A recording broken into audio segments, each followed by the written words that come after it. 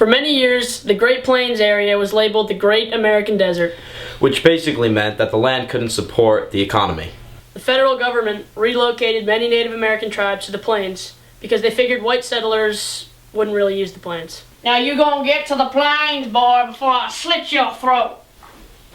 People began changing their ideas as they traveled westward across the Santa Fe Trail as they discovered rich land. However, the Kansas-Nebraska Act of 1854 was really the conflict that brought Kansas to attention. The Kansas-Nebraska Act stated that two territories would be formed, Kansas and Nebraska. One would probably become a slave state and the other was supposed to be a free state.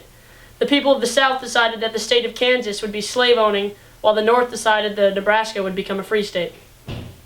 Unfortunately, things didn't work out as anticipated. Outsiders decided to make an example out of Kansas by rigging the amount of votes to become a free state. Abolitionists in the North organized and funded several thousand settlers to move to Kansas and to vote to make it a free state. One of these organizations who funded this was the Immigrant Aid Company of Massachusetts. This company helped establish settlements in Topeka and Lawrence. I'm a part of the Immigrant Aid Company of Massachusetts. Take 2 Andrew Jacksons, move to Kansas, and vote for it to be a free state. Sounds good to me. Elections were held in 1854 and 1855.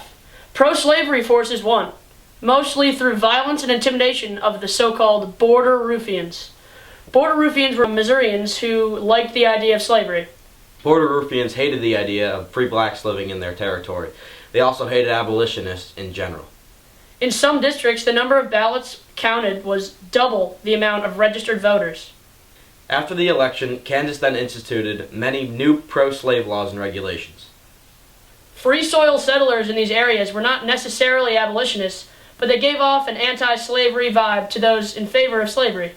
Tension rose between the two groups, and two events took place that are said to be the opening shots of the war. In May of 1856, there was a raid on Lawrence, Kansas. A band of border ruffians from Missouri attacked a free soil community in Lawrence. 1 person was killed. Honey, what time will the buffalo meat be ready?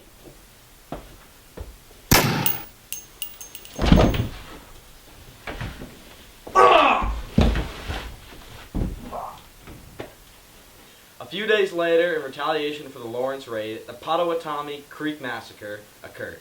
Abolitionist forces under John Brown attacked a small pro-slavery settlement on the Pottawatomie Creek. 5 men were killed.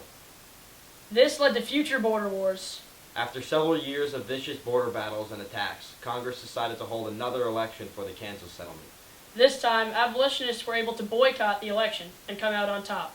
In 1861, after a newly drafted constitution, Kansas entered the Union as a free state.